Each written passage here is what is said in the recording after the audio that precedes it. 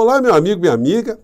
A insanidade e o discurso virulento estão perdendo cada vez mais força nos debates políticos aqui no nosso país, na medida que os principais quadros da extrema-direita no Brasil começam a perceber que a justiça está chegando cada vez mais perto, sobretudo com os posicionamentos muito mais duros da Procuradoria-Geral da República na cobrança, na responsabilização civil e criminal dessas figuras que fizeram tanto mal ao nosso país e ao povo brasileiro. Isso está possibilitando a abertura de espaços para nós aqui no nosso portal, por exemplo, discutirmos situações concretas que afetam a nossa realidade concreta. É isso que farei hoje aqui no nosso encontro, nesse nosso primeiro encontro da sexta-feira, que fecha a nossa semana, trazendo também mais algumas revelações sobre alguns desses personagens da extrema-direita que fazem como naquela metáfora da galinha, que cacareja para um lado, ilude algumas criaturas por um lado,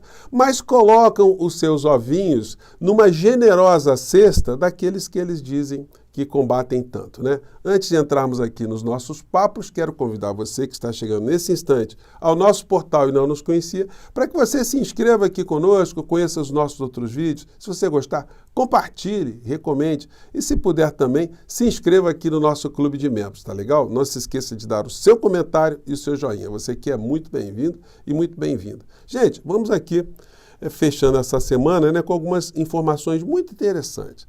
Em primeiro lugar, mais uma que reforça, né, que a Procuradoria-Geral da República não é mais aquela do senhor Augusto Aras e da senhora Lindora Araújo. Ela começa a funcionar de uma forma republicana, como nós sempre cobramos aqui no nosso portal. Eu mostrei para vocês, isso foi repercutido muito ontem, né, em todos os canais progressistas, enfim, a mídia especializada em política, que foi a entrevista do senhor Paulo Gonet a Miriam Leitão. Em dado momento aqui, esse foi um ponto de muito destaque que está deixando muita gente do bolsonarismo sem dormir. Diz aqui, uma sociedade que fecha os olhos para a corrupção é uma sociedade que está perdida. Ele falou que vai reanalisar os casos denunciados pela CPI da Covid. A respeito das investigações sobre os atos golpistas do 8 de janeiro, serão levadas às últimas consequências, garante. Gente, tem uma situação que eu denunciei muitas vezes aqui no nosso portal e fiz representações à Procuradoria-Geral da República, que diz respeito a um instrumento que foi inventado pelo senhor Augusto Aras, que é o inquérito do inquérito. O que quer dizer? Deixa eu abaixo diminuir essa foto aqui. O que é o inquérito do inquérito? Porque quando um delegado de polícia ele conclui o inquérito policial, quando uma comissão parlamentar de inquérito conclui o seu inquérito, ambos os inquéritos, tanto na esfera policial quanto na parlamentar, são regidos pelo Código de Processo Penal. É uma peça jurídica legal, é um instrumento dentro do campo jurídico legal. Então, quando o promotor de justiça ele recebe esse inquérito, ele só tem uma alternativa, ou ele oferece a denúncia, ou simplesmente ele pede o arquivamento. Mas por que ele não pode arquivar? Ele tem que mandar a peça para o Poder Judiciário, o juiz vai analisar se tudo que foi verificado ali será objeto de se tocar uma ação contra a pessoa que está sendo responsabilizada ali, ou não. Aí ele autoriza o seu arquivamento. O que o senhor Augusto Aras fez? Ele inventou um instrumento dentro da Procuradoria-Geral da República que poderia ser uma espécie de inquérito do inquérito. Então chega um inquérito completinho para ele e fala assim, esse inquérito agora não é mais inquérito, agora ele é uma notícia de fato. Então nós vamos investigar se esse fato tem que ser investigado. Francamente, né? Isso é uma coisa das mais absurdas. Eu fiz uma representação ao Conselho Nacional do Ministério Público, que, ao contrário das outras instituições, ainda não respondeu. Mas é uma questão absurda e o senhor Paulo Gonet vai ser questionado em relação a esse instrumento, inclusive por mim aqui, que eu vou fazer uma representação com esse aspecto técnico, mas dá para todo mundo compreender que se trata de uma verdadeira inovação patife que aconteceu dentro da Procuradoria-Geral da República. A gente não tem que ter receio de falar essas coisas não, né? É nosso direito como cidadãos. E aí, mais uma situação que mostra que os caminhos estão se modificando é essa aqui. PGR apoia a condenação de Feliciano por incentivar discriminação contra LGBTs. Então, essa criatura aqui, que é uma das mais virulentas, vai ter que começar a baixar o facho também, porque vai começar a tomar algumas condenações, né? Então, está subindo de nível, está chegando agora ao Supremo Tribunal Federal, essa condenação que já foi proferida em instâncias inferiores e agora está chegando até o Supremo Tribunal Federal. O senhor Marcos Feliciano também já foi notícia várias vezes. Uma delas gastou mais de R$170 mil para fazer uma prótese dentária, paga essa prótese, né, ou esse embelezamento com dinheiro do povo brasileiro. Ele não teve o menor pudor ali de sapecar essa conta nas costas do contribuinte brasileiro. Mas uma pessoa também que tem probleminhas muito curiosos, né? Ele estava devendo R$110 mil em cartão de crédito. Gasta bem, hein, ô pastor? E fez um acordinho com o Bradesco, pagou 76 mil à vista e resolveu a questão, né? Podia ter entrado aí no programa do governo federal, né? No Desenrola, né? Tá muito enrolado, hein, pastor? Bom, a direita e a extrema-direita continuam ainda muito efusivas, né? E eles, mas estão perdendo espaço, né, gente? Eles vão entrando num mundo fantasmagórico que o Dudu Bananinha publicou hoje. É um post onde um suposto jornalista canadense, ele foi interpelar uma ministra no meio da rua. Isso no Canadá, isso dá cadeia, porque os ambientes públicos, onde as pessoas trafegam, elas não podem ser admoestadas, não podem ser perturbadas. E esse cidadão aqui, ele já foi preso várias vezes por fazer a mesma coisa, né? Então, quando ele aparece, é que nem o beijoqueiro que tinha aqui no Brasil, né? Quando ele aparecia, todo mundo já ficava alerta, porque sabia que ele viria. Então, o que aconteceu?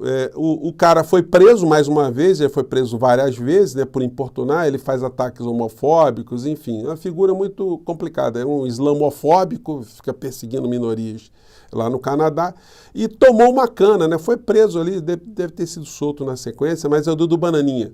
Simplesmente bizarro. Ditadura vai adiante também no Canadá, do primeiro-ministro Trudeau. Então o Canadá virou uma ditadura, né? Puxa vida, né?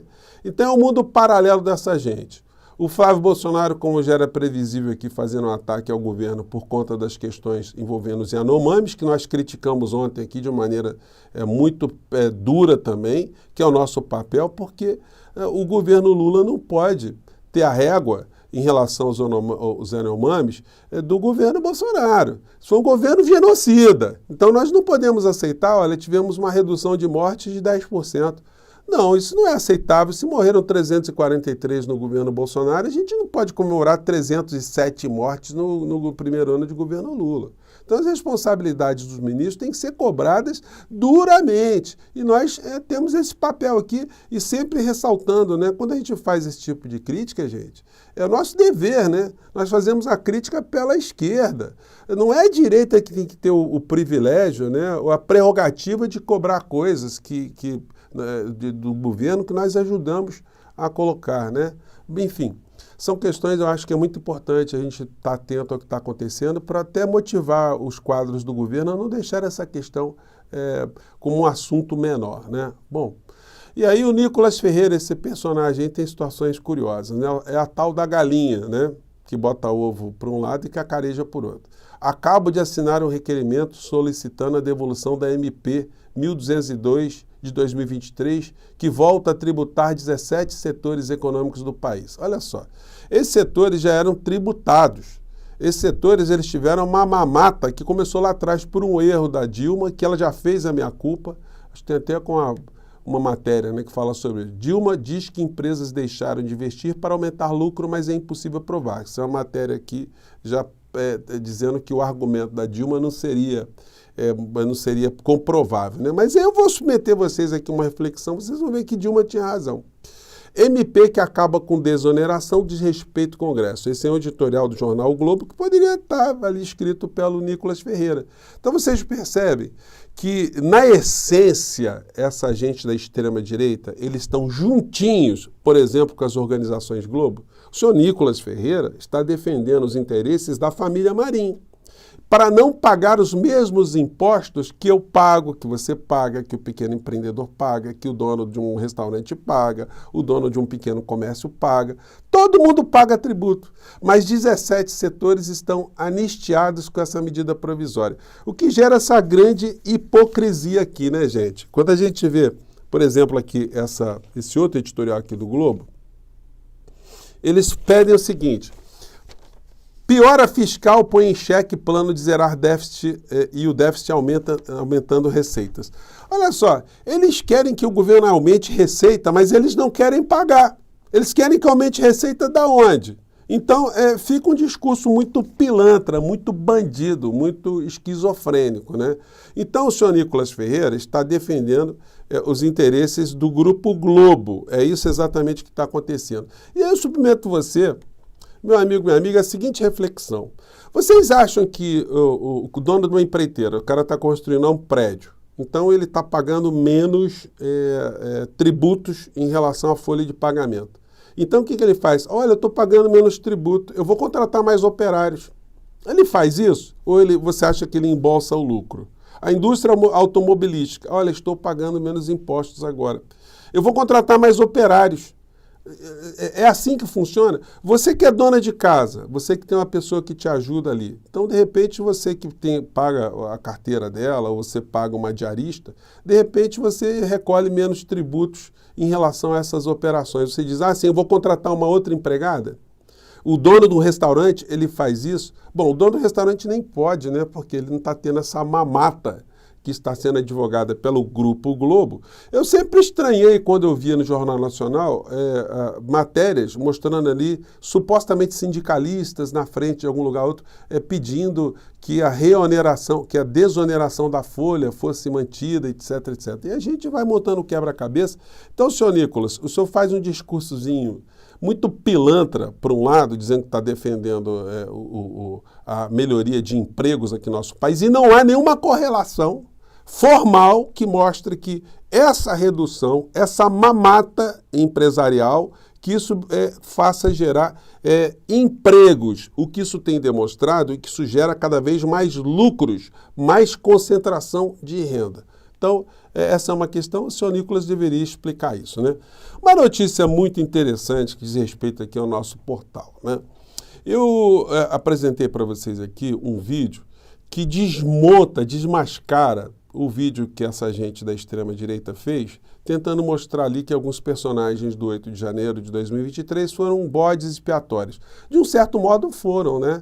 Porque acreditaram em vigaristas, acreditaram nesses que insuflaram os golpes, ou um golpe aqui no nosso país, e estão vindo à tona uma série de imagens desses parlamentares que vão entrar nessa fila, na fila da pandemia, na fila lá do 8 de janeiro, dos atos antidemocráticos, e as provas estão aí circulando. Não tem como eles dizerem, não, foi mal, eu tinha usado drogas, eu estava doidão, eu tinha bebido, eu tinha tomado remédio tarja preta. Isso não vai funcionar. Então, eles estão ainda tentando destruir as bases da democracia, dizendo que a justiça foi corrupta, a justiça foi parcial, a justiça agiu de forma ilegal, perseguiu opositores. E esse vídeo do senhor Nicolas, ele está aqui com 153 mil visualizações. E o vídeo do Portal do José está com 150 mil visualizações, desmontando o vídeo mentiroso do senhor Nicolas Ferreira. Levando em consideração que nós entramos no ar quase 10 horas depois, 10 horas não, 12 horas depois, para ser exato, né?